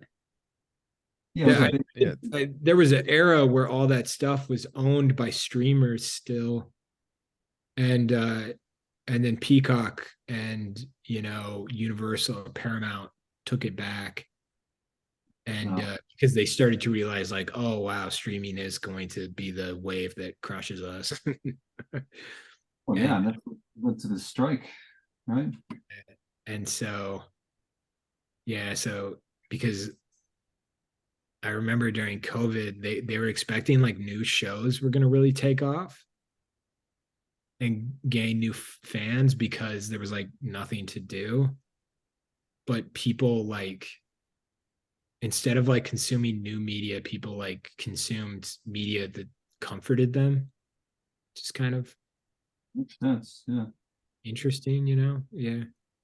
Well, it's interesting how like familiar actors and actresses Yeah. feel good, like in a Yeah. something that they do later. I've been watching, my wife and I've been watching the morning show with Jennifer Oh, Aniston. nice. And then now John Hamm has showed up into it. As far that's where we are in the show. He just showed up into it, and it's so interesting to see him in different roles. You know, I mean, to see, and you know, quite a bit of time has passed since I've seen. Yeah. It's probably been like 10 years Yeah. since he was on Mad Men, I bet. Oh my Yeah, God. like Jason. And I mean, that's like a life-changing role. That's just such an iconic. He was so great in that. It's pretty amazing how iconic that is. Like, and that he still is like, he's like a A-lister. Yeah. He hasn't done anything. Well, it was so great, those commercials he was doing. I don't even know who they were for. When he was, Apple. It's for Apple. yeah, when he, oh, that's right. And he was complaining nobody was hiring him. Oh, no kidding. Really? Yeah. It's a riot. Man, And I- he'd bring up somebody's He name. was like, he was the would bring voice, up, like, right? He was the Matthew voice of a car McConaughey. company. Say it again. Yeah, he was a voice of like some a car company, right? Car brand for a while. He's been a voice of quite a few things, I think. You know what, Dale? I'm going to completely back up. And I think you said he hasn't really done anything. And I'm going to go ahead and say, yeah, he hasn't really done anything. He's just remained in the spotlight, kind of. Yeah. But no, he hasn't really done. He was in the Fletch remake, which was a blast. Loved it. Yeah, he's that little. Wasn't he in Top Gun too? He was in Top Gun. I Yeah, mean, he's he done was, things. yeah. He's done things Yeah. supportive, but he's not. He has not been like a lead man really in a way that's like no. I felt like he was going to really blow up there, and I think Mad Men was the thing, right? You're right. You're right. You're right. You're right. Yeah. Well, Mad Men was pretty fantastic. So Was. Pretty great. I loved it. I loved it. In fact, I watched it during COVID. My wife and I watched it again, and it was more enjoyable the second time. I just loved it. I'll bet. Right. I got a hot take on Mad Men though. I wish there Yeah. was more illustration. They could have done more. Agreed. They had some like, especially in the beginning episodes, they had those like comps and stuff. I'm like, ooh, this is so cool. I'm gonna get like, you know, it's like I've always dreamed about like Cooper Studio illustrators and like Yeah. big accounts and like, yeah, send it down to like the photo studio. I need reference of this and this and costumes, stat. I'll go play tennis. But That sort of life. yeah, most of it became freelance, during that period. I guess, and I know there were still studios, but most of the bigger name illustrators were outside of the studios at that point. Yeah. I was just talking about my fantasy that doesn't exist. Right. That's Not the exact historical fact. I'm well aware of it. That's the problem. Like, I know that didn't happen like that. Your wishful history. Yeah, my wishful history. And the horrible thing is, like, I know, like, well, Ray, actually, you wouldn't have seen Kobe Whitmore there because he had his own studio. He worked out of his own house at that point. I was like, no, but I would have gone out to lunch with him, though. Right. He would have stayed. Yeah, my Yeah. mom worked at the agencies during that era, and she said that they were like, all right, guys, the creatives would go out to lunch and they would get drunk. And then they were like, you guys got to stop getting drunk at lunch. And then finally they were just like, okay, here's the deal. Just don't come back after lunch. They just That's couldn't awesome. stay sober. Yeah. And Kansas I mean, that's City. not awesome, but yeah, Yeah, that's what you say. You know, talk about the unrealistic. Yeah. I mean, yeah, I've heard you talk about when people talk about, yeah, toxic work environments, you're like, oh yeah. Yeah. That was one of them. yeah. Yeah. Yeah, just like alcohol alone. Yeah.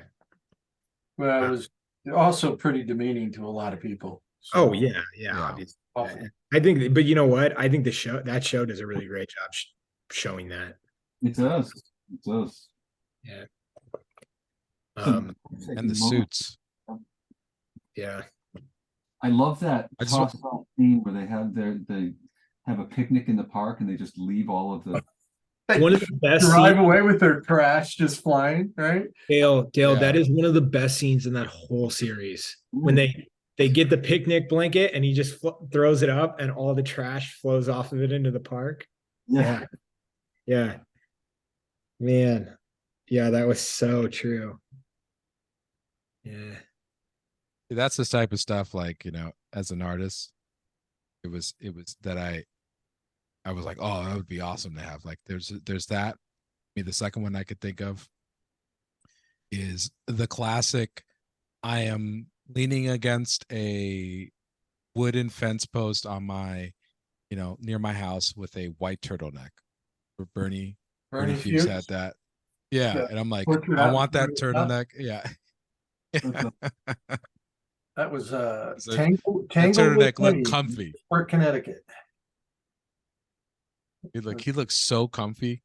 Yeah, Yeah, it's like, oh, That's awesome. him and Babe Fuchs.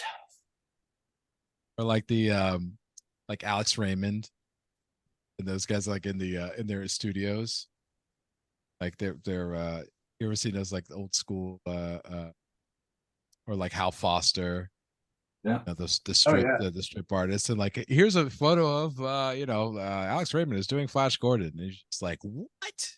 Like half a gallon of pomade in his hair. I'm like, the guy looks so cool.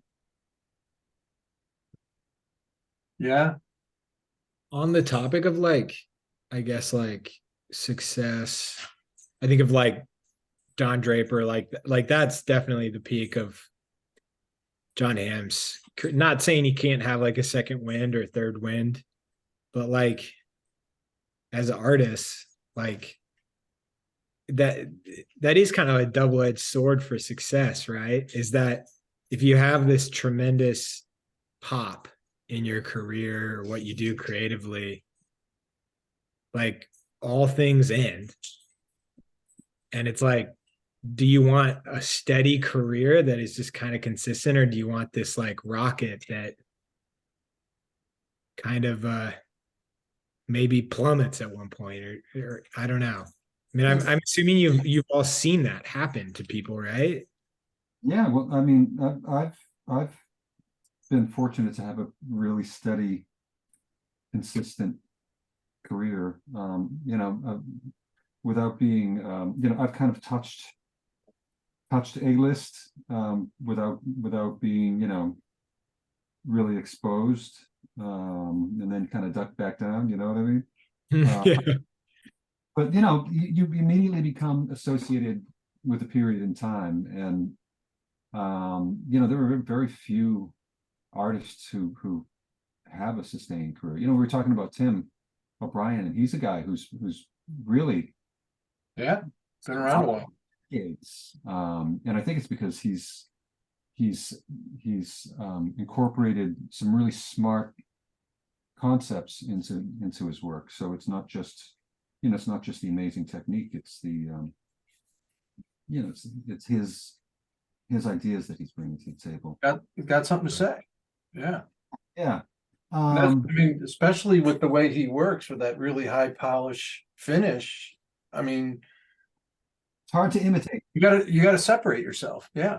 You can't you can't imitate his brain, you know? Well, and I mean, that technique is, he works for, mostly editorial, and that's a hard thing to imitate on those deadlines. You can do it maybe in publishing, but for editorial, that's a tough lift.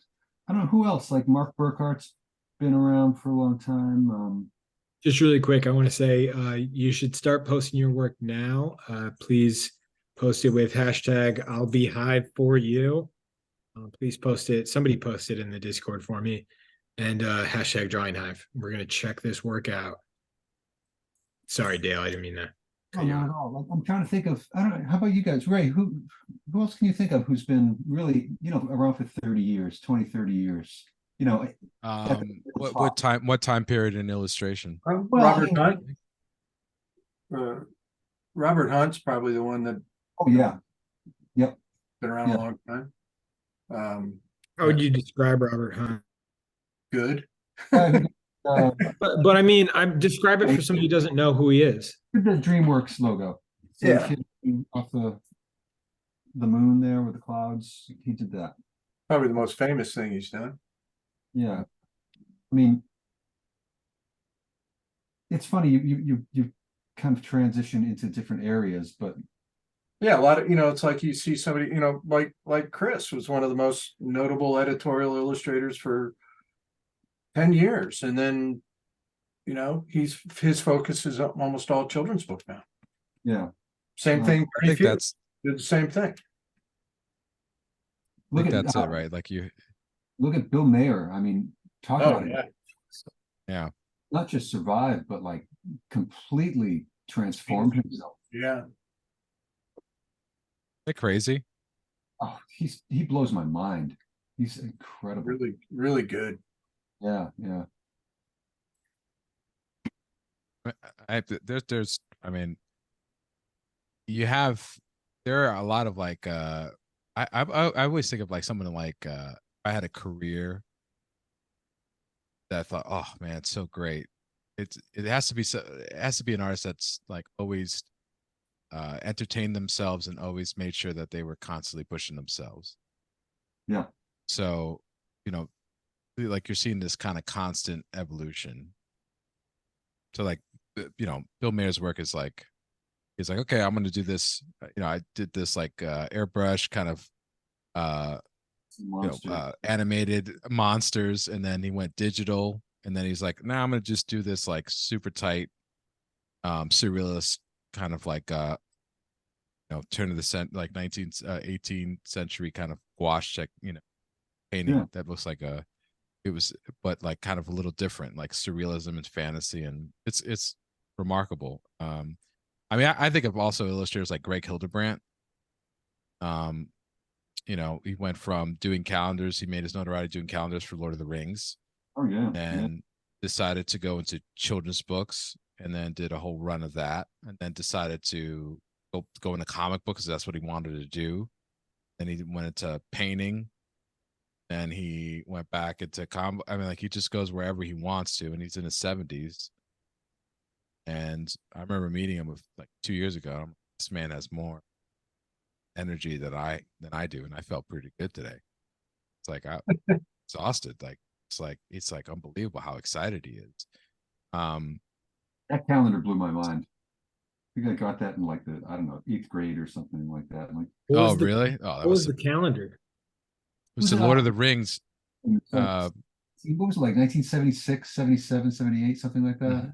Yep, because they then right around that time, that's when they did that's how they got the gig to do the original Star Wars poster. Okay. Yeah. But man, that calendar, wow, that knocked me out, man. That was incredible. Wow.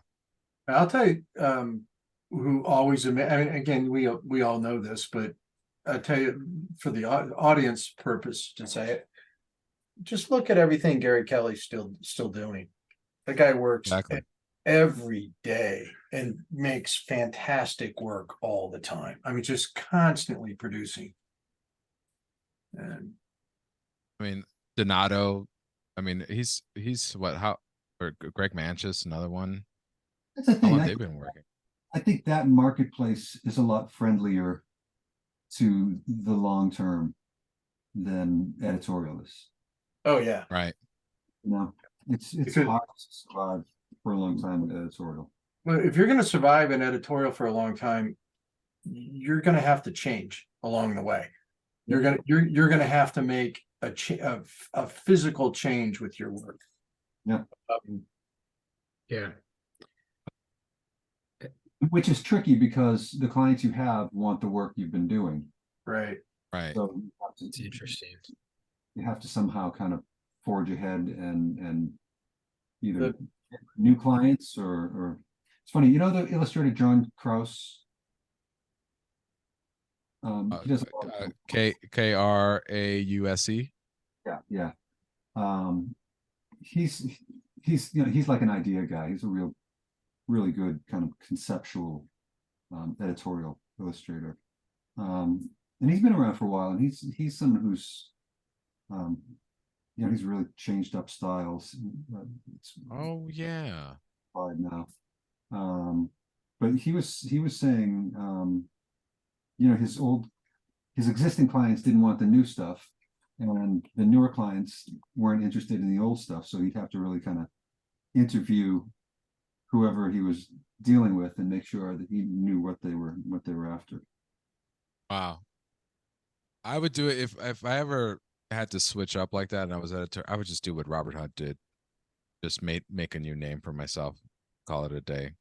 What did you do? Those of you who don't know, Robert Hunt decided he went under like a pseudonym, and just like I forgot the name, but it was like it allowed him to kind of just do crazy experiments, and then he would post it on Blogger at the time, and he would do all these experiments under this name. Eventually, he started getting jobs for that person. I didn't know Robert. I had no idea he did that. That's awesome. Oh yeah, they were like wild. You know, they look like I mean, just like surrealistic and like a lot of Brad Holland, a lot of like painting, caricature. It was wild. I forgot the name though, so forgive me, Robert, if you're. Well, you know, that you just mentioned Brad, and Brad's been around, you know, for a long time doing work, but man, it's like he's in a different place. He's not doing what he used to do. Yeah. Same deal with comedy. Does not have a good shelf life. Right. Yeah. Doesn't.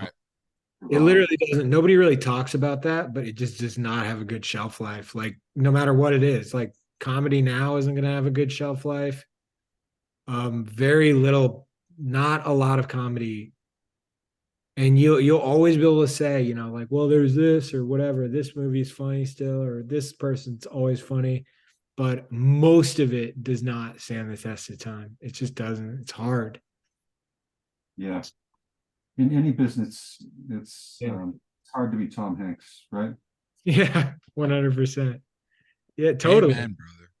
Amen, brother. To bring it back to wrestling. Amen, brother. Yeah. I'm gonna let some of our stragglers still keep posting because I know we got some stuff, but We have survivors from the boxing talk. I said, yeah, barely. There's 3 left. 3 people. We ran them off pretty hard. Pretty hard. Just, they're AFK currently, but we'll count them. We can talk about boxing movies instead of boxing. Yeah. So, Dale, I watched the night before Halloween, I watched all the trilogy of Fraser Ali, all 3 of them. Getting That's that's man. Wow. it was so wild though, because God, we're really jumping back into boxing. I'm just gonna say it This is was not really- me. No, I'm just yeah, I No, didn't talk, sorry, go ahead. I didn't Go say ahead. very much. Cassandra, it's not me. Conversation.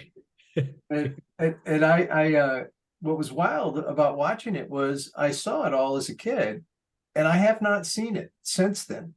It looked very different to me. Huh. Yeah, I thought, you know, because I was, you know, you talked about being an Ali fan. I was a huge Ali fan, and I thought he was, like in the second and third fight, just destroyed him. He didn't. It was much closer than I remembered it. Isn't that interesting? It really got me. Back and watch it. Isn't Oh, wow. Timmy, Isn't that interesting? isn't that interesting? Yeah. I mean, I think it's the idea of being able to experience something twice and have completely different perspectives once it's done is interesting. Yeah. Oh no, I thought it was like producer speak for like wrap it up. Oh.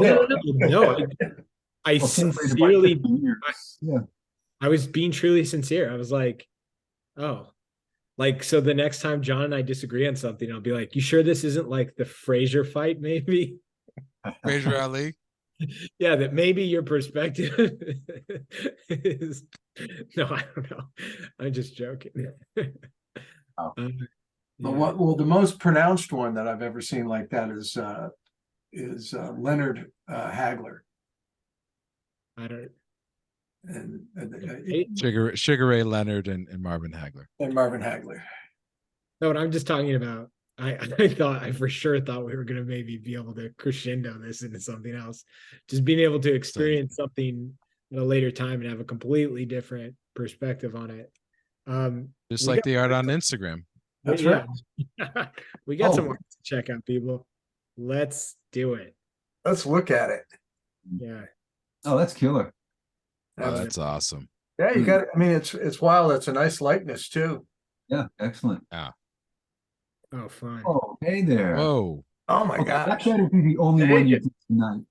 Because come on, man. That is Nice, LeBlanc. pretty cool. No, there's another. Oh, Gary. Of course, Oh it's from my those two God. guys. I know those two. Great. Awesome.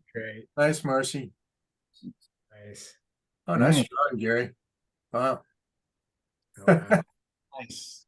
That's Wow. a lot of fun. Nice. Nice. Excellent. Oh man, Oh, nice. Stuff. that's fun. Peter. That's Yeah. great. He's been That's doing great. working class. Yeah. I didn't see who's that. Well, whose was that? That's Peter. No, this one? No, is that, yeah, I knew the one before. I didn't know who that was. That's nice. Good likeness. Cool. Very good. Wow. Nice. Thanks, Charlotte. It's awesome. They're all good likenesses, and I love how you have so many different perspectives, but they're still landing. Oh, that's cool. Wow.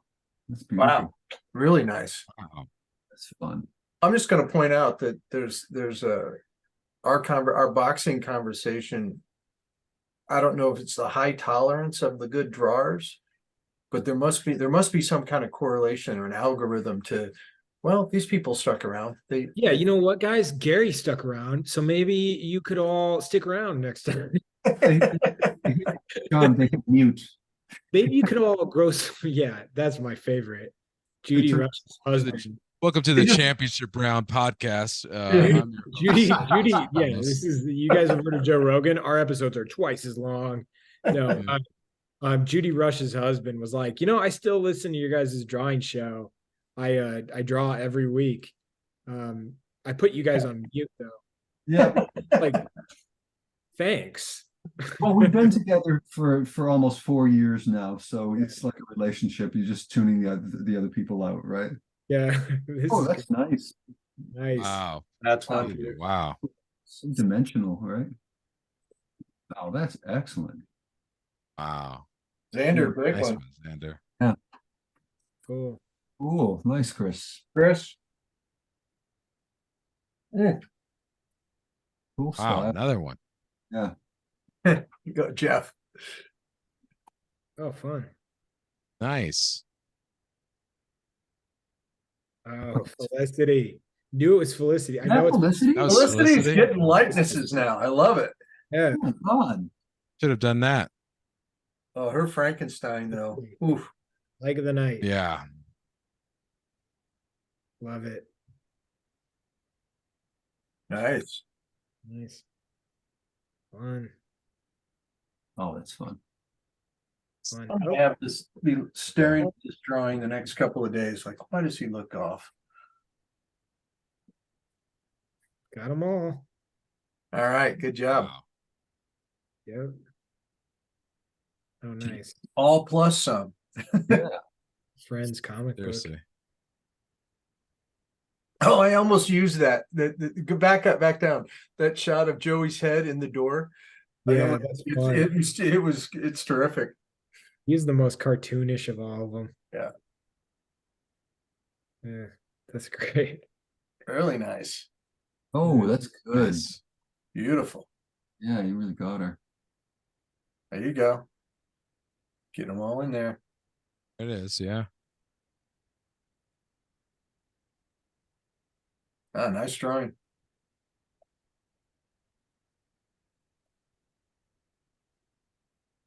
Good stuff. Oh, that's fun. Nice. Oh, awesome.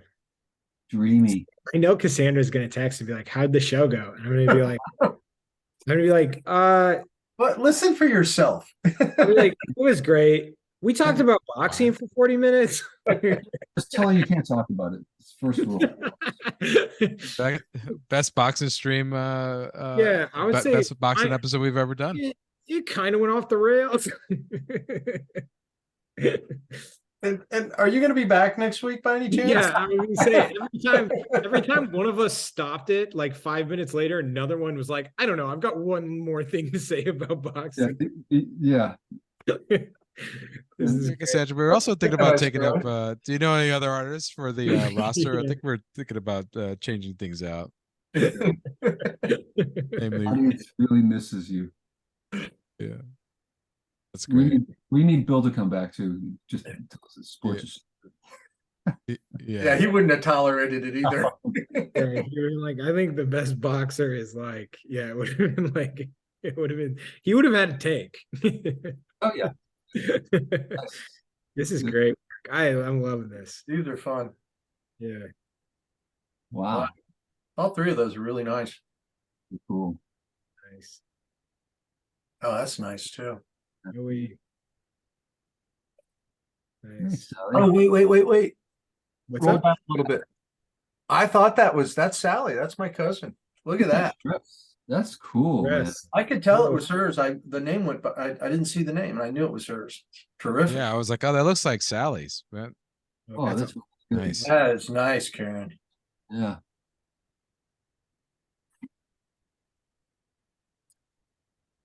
That's good. that's it. That's great. Wow. For all Wow, your art we today. were teasing. That was fun night, guys. It was. all, Oh, great all time. joking aside. I enjoy all y'all so much. Same here. Thoroughly enjoyed. I think we accomplished a lot, folks. I think we did some good work today. I mean, not the art for me, but you know, Yeah. we solved But a lot of anyways, the world's problems. if you are thinking about enrolling next week, that's going to be your day. So do it. Get ready for that open day because it's not it's not normal you get to learn from Andy Park and Bill Sienkiewicz in the same semester. So 2024 is right around the corner. I'll stick around then.